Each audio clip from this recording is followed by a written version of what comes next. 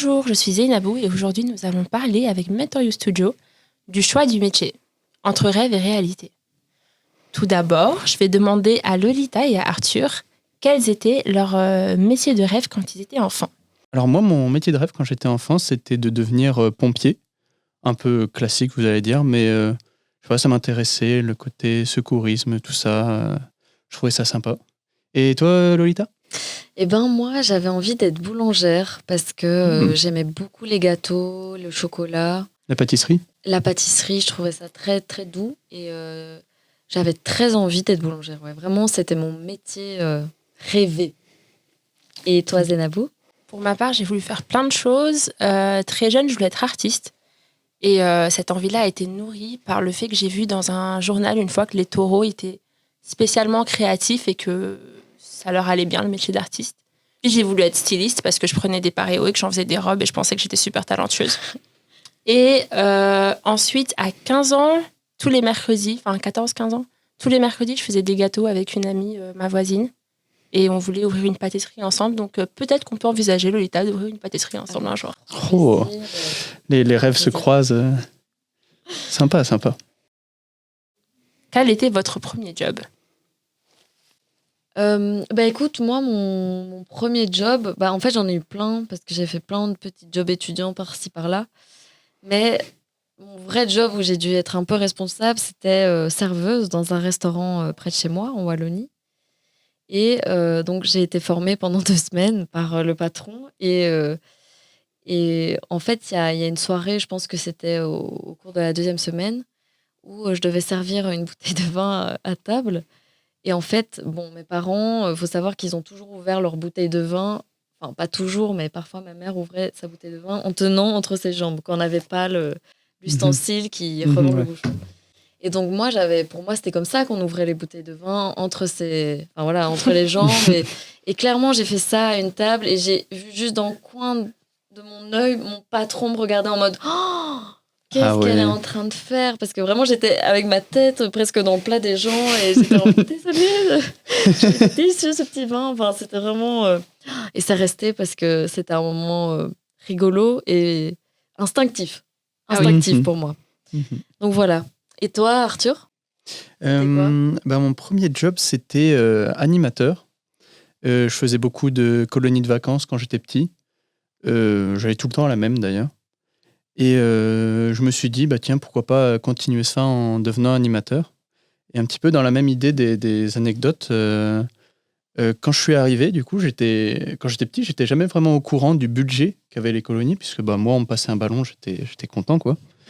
Et en fait, je me suis rendu compte que cette colonie, elle avait très très peu d'argent et que c'était tout le temps la catastrophe. Et en fait, avoir le revers un petit peu, voir qu'il n'y avait pas assez d'argent pour acheter du Nutella dans les petits pains. Et du coup, on avait juste des petits pains sans rien à donner aux enfants. Enfin, fallait trouver des compromis, il fallait trouver des histoires à raconter pour expliquer un truc ou un autre. C'était sympa un peu de voir le revers du truc. J'ai travaillé aussi comme animatrice quand j'étais encore étudiante. C'était un stage pour enfants, durant lequel je donnais des cours de danse. Et à la base, j'avais préparé une chorégraphie à l'avance. Et je me suis rendu compte que les enfants étaient beaucoup trop jeunes et qu'ils ne savaient pas faire cette chorégraphie-là. Et finalement, j'ai fini par leur faire une chorégraphie de Just Dance que j'ai juste reprise et ça leur a plu, donc ça marchait. Ok. Et du coup, là, si aujourd'hui vous deviez vous donner un conseil là, à votre vous petit, ça serait quoi? Zainabou, ça serait quoi le ou les conseils que tu te donnerais? Plus jeune, je me donnerais surtout le conseil, je me dirais tout simplement qu'il n'y a pas un métier meilleur qu'un autre ou un métier où j'ai plus de chances de réussir ou qui est plus lié à la réussite qu'un autre et qu'il suffit de faire quelque chose qui me convient et voilà. Bon conseil. Toi, Lolita? Moi, ça serait mon moi petit, je dirais plus jeune, pas tout petit, parce que tout petit, je dirais continue dans tes rêves, c'est important. Mais à mon moi un peu plus mature, je dirais aie confiance, mais surtout va là où tu te sens bien et trouve ta mesure entre le challenge et le confort, parce que moi, j'ai toujours voulu beaucoup me challenger et du coup, je me suis retrouvée dans des endroits où ça me correspondait pas trop et Et en fait, c'est plus agréable quand on se sent bien quelque part et qu'on se sent à sa place. Et finalement, j'ai l'impression que c'est très fréquent de se retrouver dans des situations comme ça. J'ai l'impression. Parce qu'on nous pousse peut-être inconsciemment à vouloir nous dépasser tout le temps, aller au-delà de nos limites ou de qui on est, de se redéfinir. Mais en fait, il y a des choses qui sont là depuis toujours et que si on apprend à les écouter, waouh! En fait, on se dit, mais waouh! Je me sens bien, quoi. Totalement. Arthur, qu'est-ce que t'en penses, toi? Moi, c'est un peu dans la même veine. C'est que le conseil que je me donnerais, moi, ce serait d'être prêt à tout. C'est vrai que, comme vous le disiez, on se fait un peu des idées sur les métiers qu'on va pouvoir faire. Et juste dans ces premiers jobs, se dire qu'en fait, on va peut-être faire peu tout et n'importe quoi. Il y a plein de jobs qui sont très larges. Voilà, donc être prêt à tout.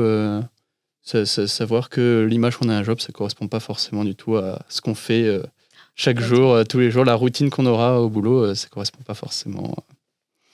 Et finalement, avec tout ça, moi, je me demande, pour vous, c'est quoi ce qui serait important pour vous dans un métier maintenant? Enfin, vous avez parlé de votre premier job, de ce que vous rêviez quand vous étiez petite, mais là, maintenant, tout de suite, qu'est-ce qui serait important pour vous dans un métier? Pour moi, ce serait de me sentir bien dans le cadre de mon travail. Et également d'avoir un bon équilibre entre travail et vie personnelle. Pour moi, c'est vraiment essentiel.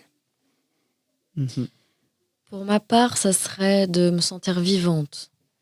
Donc, ce qui est important pour moi aujourd'hui, vraiment aujourd'hui, c'est de me sentir vivante, de sentir que j'ai ma vie entre mes mains, que je sois libre aussi, libre de faire ce que j'ai envie, mais surtout de faire ce qui me parle en fait et ce qui m'intéresse. Donc voilà, ça c'est important. Et évidemment, être dans une bonne ambiance parce que si on n'a qu'une vie, c'est quand même important de s'amuser, un minimum.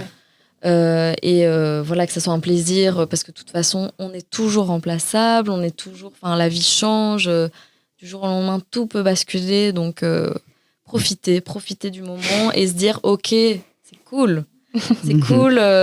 J'ai pas raté ma journée, quoi. Parce que si c'était la dernière, ça aurait été con. Donc, voilà. Et toi, Arthur? Moi, j'aime bien l'idée de me sentir utile, d'avoir un boulot dans lequel je me sens utile pour un petit peu dans ce côté bonne ambiance. Souvent, la bonne ambiance, elle vient avec le fait que tout le monde soit utile à tout le monde.